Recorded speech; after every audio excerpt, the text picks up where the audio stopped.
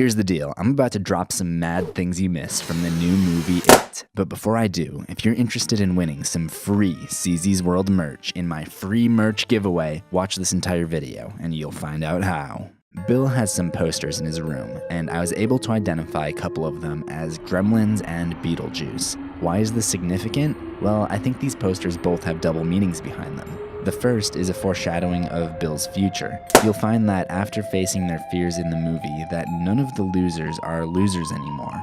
They all go on to have very successful careers. Perhaps the most successful of them, though, is Bill Denborough, who grows up to be a horror writer.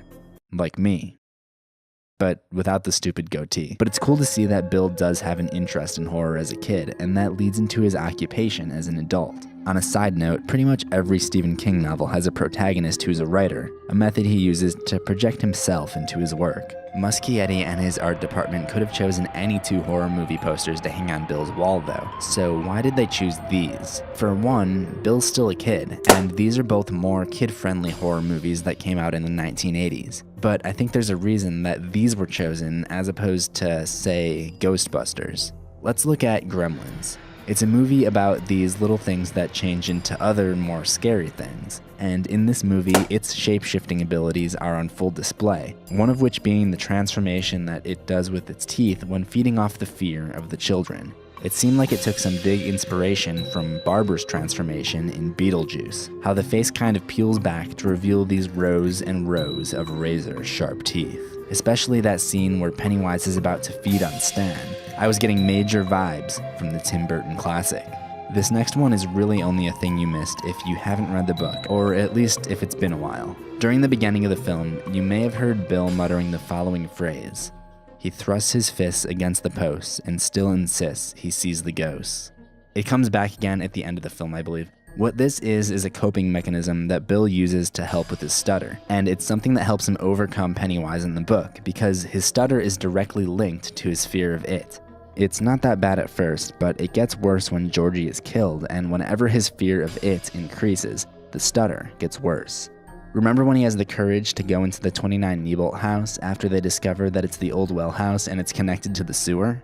He gives his friends a speech, and Richie even comments on him having not stuttered through any of it. That's his courage that allows him to stand up like that. So when you hear him say the phrase, he thrusts his fist against the posts and still insists he sees the ghosts, without stuttering, you know that he has grown in the face of fear in order to do so, and that's what weakens it. I would expect to hear more of that phrase when his childhood stutter comes back in Chapter 2.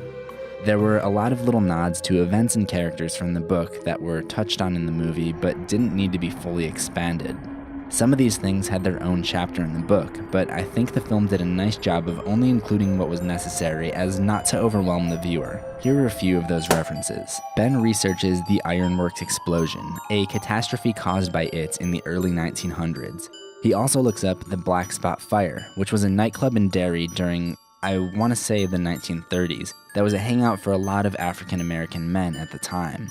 It was burned down by a racist faction with only a few survivors, one of which being Mike Hanlon's dad, who passes the story on to his son. The relevancy of that in this movie is debatable, because Mike's parents actually do die in a fire prior to the events of 1989, and the whole racism subplot is not really so applicable with this taking place in the 80s. One of the reasons that Henry Bowers hates Mike so much is that Henry's father held a great deal of racism towards Mike's father, and that racism carried down into Henry. It's possible that some of the hatred is present in this movie because we do see Henry single out Mike a couple of times, the first being just before the rock fight, and the second being when Henry catches up to Mike as the losers are descending into the well and nearly kills him.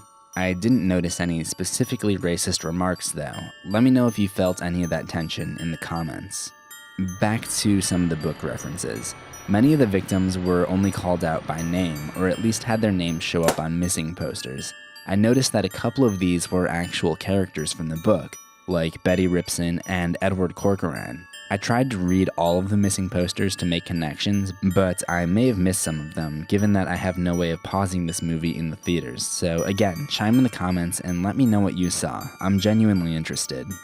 One location that is brought up, but I don't think was actually seen on screen, is the Standpipe, which is kind of a landmark in Derry, which is connected to the stream in the Barrens and the sewer system.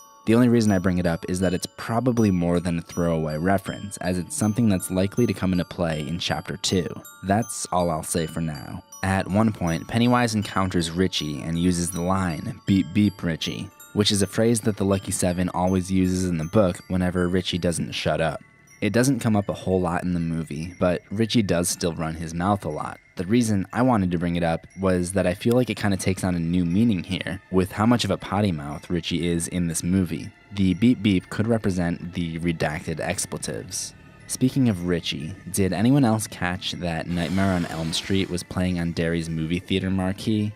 That movie came out in '84. I don't know if it ever came back into cinemas in '89, but you would think there would be a good reason for putting that up there in the wrong year. I thought for sure Richie's fear was going to be Freddy Krueger, and that it was going to take the form of Freddy, but it turns out that he's just afraid of clowns. One other note on Richie. At the school, when Richie walks by the gang of bullies, Patrick Hockstetter, the one who later goes after them with the makeshift flamethrower, gives him this creepy smile and licks his lips. One thing this movie was very good at is telling a lot of backstory visually. Patrick is one messed up kid who gets off on hurting others and has weird, violent homosexual tendencies. At one point in the book, he actually molests Henry Bowers, which is why I think he's actually the scariest human character. He doesn't get that far in the movie, but that little lick of the lips at a boy who is substantially younger than him tells us that something is not right about his character.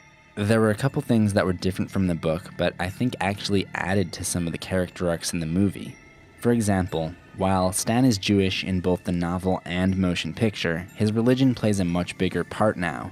Stan is studying for his bar mitzvah, and his father is the rabbi of the temple. But we're given the idea that Stan isn't really a big believer because he hasn't been studying his Torah portion. In fact, the blessing that he's having trouble with is actually just the prayer you have to recite before opening the Torah. So it's like the easiest one because it always comes up, but he can't even get through that. The reason I think this is kind of a brilliant change from the book is that the whole basis of Stan's character is that he's the last one to truly believe in it. He even says that the things that they're all seeing aren't real. Until the Neibolt house encounter, and it hits him the hardest. Once he believes in it, he's probably the most scared of it, and right after that happens, we're led into the montage of the middle of that summer, where he actually has his bar mitzvah. His belief in it mirrors his faith in his religion. In my Things You Missed videos on the trailer for this movie, I talked about the meaning behind the graphics on some of the kids' t-shirts and how metal can now play the part that rock and roll played in the original. Upon seeing the movie, I have another example of that. During the rock fight, Belch wears a t-shirt repping a demo CD that Metallica put out in the 80s called Metal Up Your Ass. The graphic features a hand holding a sword coming out of the toilet. Perfect choice for a movie about a dangerous clown creature who also comes out of the sewers.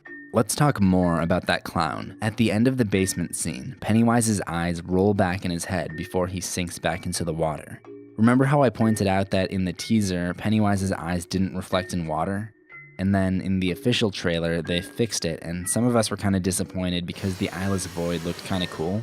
Well, maybe this was kind of redemption. Also, Bev's eyes do the same thing at the end, when Pennywise kidnaps her and she's floating above the ground. Her eye sockets are just white, so that may have been saying that Pennywise was controlling her. I have more on that floating thing, so I'll get back to that.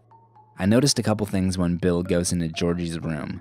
In a previous video, I pointed out the circus animals on the wallpaper behind Bill. As it turns out, that's part of Georgie's room, but it's not just the wallpaper, the whole thing is themed like a circus. That's kind of creepy when you take into account the fact that it is using Georgie's image as a puppet to trick Bill throughout the entire thing. You almost wonder if Pennywise attacked Georgie first for a reason. The other thing I noticed was the Lego turtle that Bill finds in his brother's old room, which was one of the few references to a celestial being known as the Turtle, who is an opposing force against it. The turtle is kind of slyly written into the book. Characters will find themselves thinking about the turtle without really knowing why. In the movie, one of the characters brings up the fact that they think they see a turtle in the swimming scene. And I'm not entirely sure because, again, I can't pause yet, but I'm pretty sure I saw a turtle sticker on one of Beverly's books. These references are nothing more than Easter eggs though, because the primary scene in which the turtle gives advice to Bill, known as the Ritual of Chud, is not a scene in this movie. The turtle's rival, who the kids refer to as It, but whose true form is known as the Deadlights, does make a brief appearance. When Pennywise tries to eat Beverly and its face peels back, she looks down its throat and sees 3 bright lights. This is somewhat different than the form that we're used to seeing the Deadlights in. They appear to be more of a force within Pennywise as opposed to their own powerful entity. Nobody in the movie ever uses the word Deadlights, so they make their way onto the silver screen in a much more subtle way. This next one I didn't notice until the last scene of the movie. In a previous Things You Missed, I pointed out that Beverly wears a key around her neck and speculated what it might be for. Many, and I mean a lot, like 666 billion of you pointed out that the key is uncut, so it couldn't actually be used for unlocking anything. After seeing the movie, I still have no idea what the significance of the key is, but I noticed another piece of jewelry that Bev has. It's a ring with an anchor on it. What do anchors do? They sink.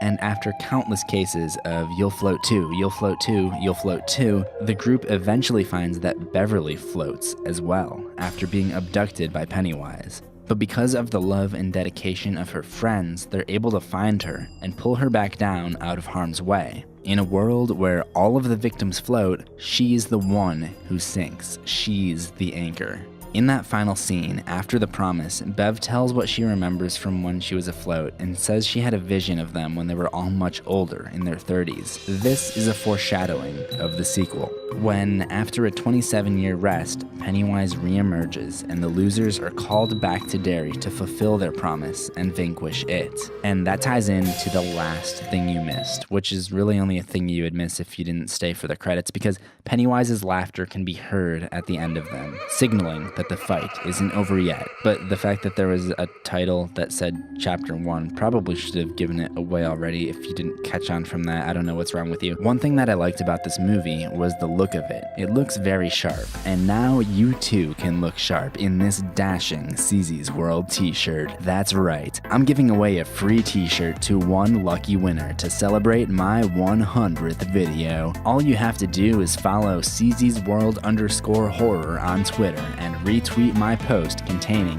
this video. There will be a link in the description, and I'll pin the tweet for a while too. Official contest rules. Free to enter. Must live within the 50 United States to enter. Available shirt sizes are medium, large, and extra large. Winner will be contacted via Twitter direct messages to collect shipping information. Shipping information will be used for addressing packages and kept confidential. Winner will be chosen at random. Winner will have 7 days to claim prize. Contest will run for 27 days. Expires October 4th, 2017. Entrants must comply with YouTube community guidelines and terms of service. YouTube and Twitter are not affiliated with this contest, nor do they sponsor this. YouTube and Twitter are not liable for anything pertaining to this contest. Void where prohibited. Robert Austin did the music for this video. He's got a whole array of creepy clown music on his channel. Go check it out and subscribe if you're interested. As for me, I've done 6 videos about this movie here on the channel, and when the trailer for Chapter 2 drops, you can count on a Things You Missed episode from me. Until then, I've got plenty of great content planned.